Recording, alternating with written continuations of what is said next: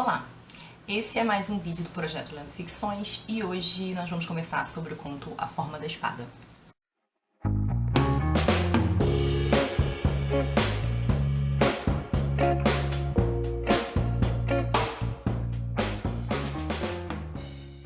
Bom, esse é mais um conto em que o Borges, ou o narrador, tem semelhanças com o Borges. Ele na verdade se chama Borges. Num determinado momento do conto, o personagem se refere a ele como Borges, né? Então usa novamente esse recurso da autoficção.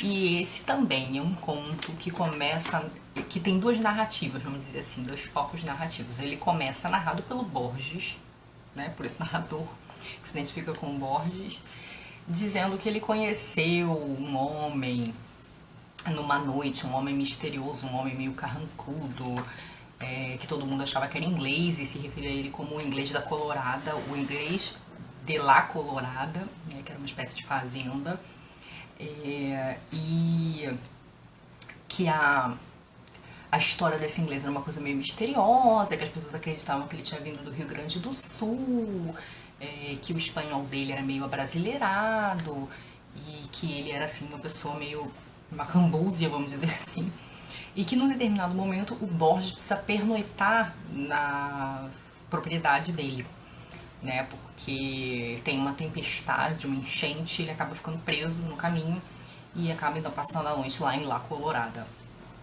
que é o nome da propriedade desse inglês misterioso. E aí, então ele fica ali, o Borges diz que acha que está sendo importuno, eles começam a beber enquanto a noite passa, estão esperando a chuva passar. Até que eles ficam bêbados, né, porque eles passam a noite bebendo, e aí ele não aguenta e faz uma pergunta sobre uma cicatriz que esse inglês tem no rosto, porque ele tem uma cicatriz na bochecha, assim, meio meia-lua.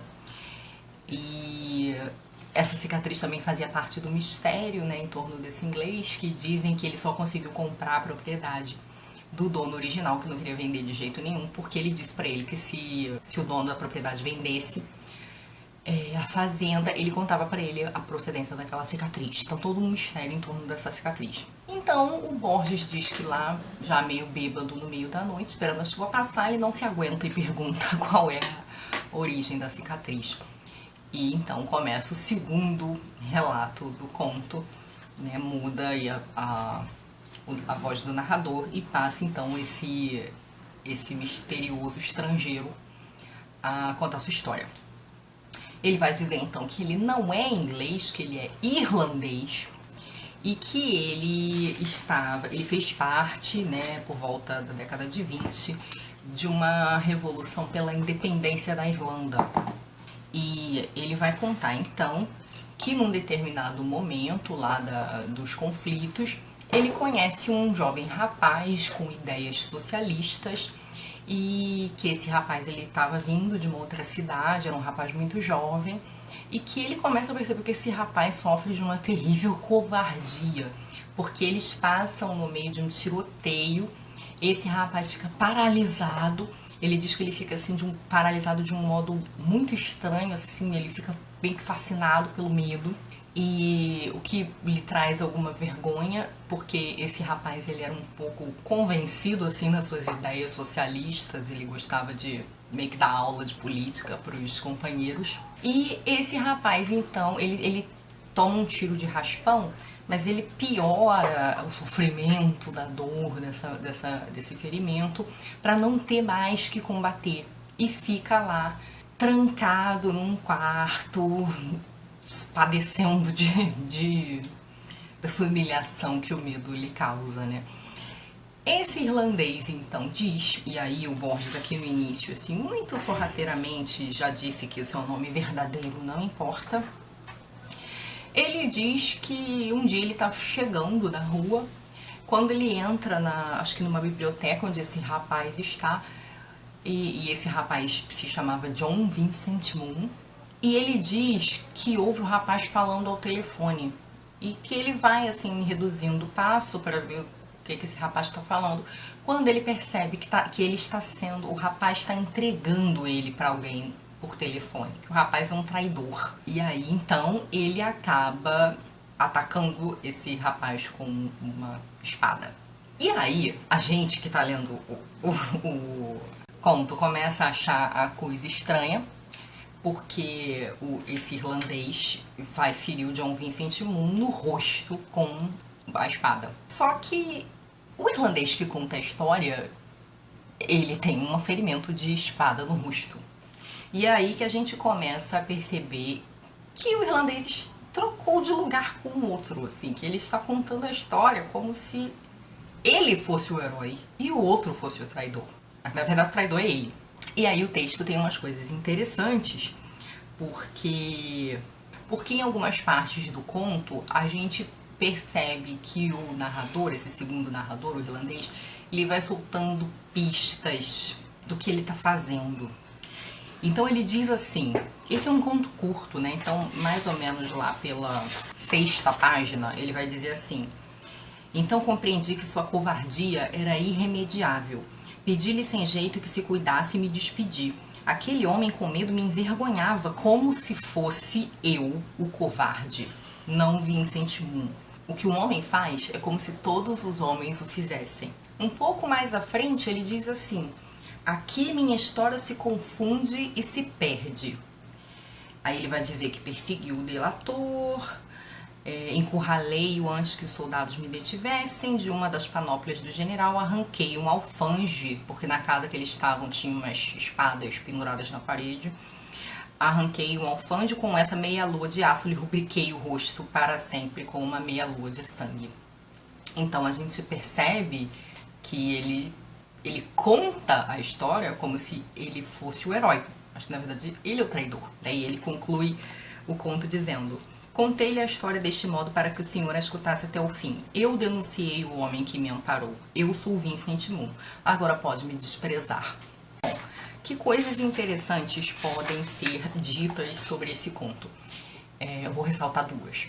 Em primeiro lugar, o Borges, ele usa muito de um recurso que é contar duas histórias num só conto, sendo que ele tem uma primeira história e ele tem uma segunda história que está ali, ela é contada nos interstícios da primeira história, através de pistas, né? E aí o leitor atencioso vai percebendo que tem alguma coisa a mais naquelas dicas, naquelas pistas que o Borges sempre deixa muitas, né, que estão ali entremeando a história principal, que aqui no caso é a história de que o narrador, o irlandês misterioso, é na verdade o traidor e não um herói.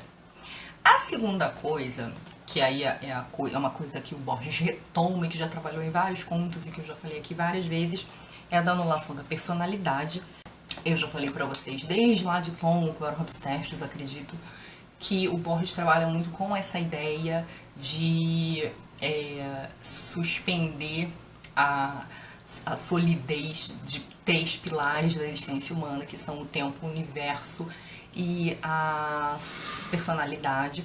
E ele aqui vai trabalhar com a ideia da suspensão da personalidade. Naquele pedaço que ele fala, que ele começa falando, então compreendi que sua covardia era irremediável, ele vai continuar essa citação dizendo assim: por isso não é injusto que uma desobediência num jardim contamine a todos. Por isso não é injusto que a crucificação de um único judeu baste para salvar todo o gênero humano. Talvez Schopenhauer tenha razão.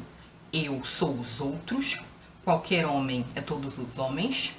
Shakespeare é de algum modo o miserável Vincent Moon. E aqui é interessante ressaltar que eu vou falar aqui de alguns conceitos filosóficos de um modo muito grosseiro. Primeiro, porque não é minha área. Segundo, porque eu teria que ficar falando tipo 1, 2 horas aqui para que a coisa fizesse algum sentido. Eu vou expor a coisa de um modo bem generalizado, né? Uma generalização bem grosseira que não vai dar conta da especificidade dos conceitos filosóficos que estão em jogo aqui. Né? O Borges cita o Schopenhauer, que já é uma chave de leitura que ele vem citando desde vários textos, a refutação do tempo, outros contos, para falar da negação da personalidade. O Borges aqui está conjugando uma série de ideias filosóficas diferentes. Como eu venho sempre dizendo, o Borges usa essas ideias pelo seu efeito estético, né? O que ele busca é o assombro, não tem nenhuma filosofia por trás do que o Borges diz. Ele mesmo disse isso em vários dos seus textos teóricos e em várias entrevistas. Mas ele faz um jogo aqui entre a filosofia de algumas pessoas, a partir do monismo ou do panteísmo do Spinoza, que diz o seguinte: o mundo para o Spinoza ele tem uma identidade com Deus. E esse Deus não é um Deus pessoal, não é um Deus cristão que decide as coisas, cria as coisas. É uma natureza, não se distingue da natureza. Então, para o Spinoza, todas as coisas do mundo têm uma única substância. A manifestação individual de cada uma dessas coisas são acidentes a partir dessa mesma substância.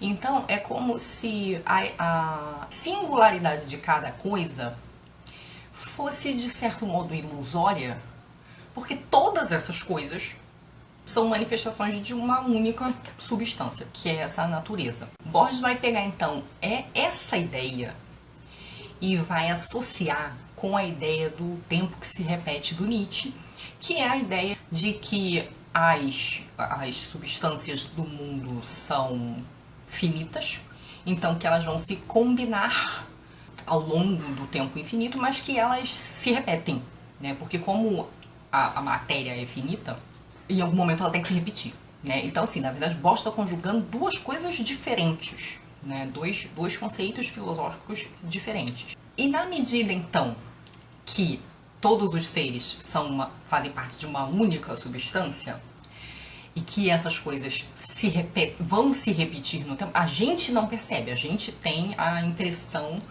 da singularidade, né? Porque é uma questão de escala, que já estava presente lá na Biblioteca de Babel, lembram? Nós não temos vida, talvez, para ver a repetição. Então, o que acontece? Quando ele diz aqui que um homem é outro, né, que o traidor é Shakespeare, né, ele está falando aqui, eu sou os outros, qualquer homem é todos os homens, Shakespeare é John Vincent Moon, ele está querendo dizer o seguinte, que ele está fazendo um jogo com essa questão espinosista de que todas essas pessoas aí têm uma unidade, elas na verdade têm a mesma essência, e que o fato de que na manifestação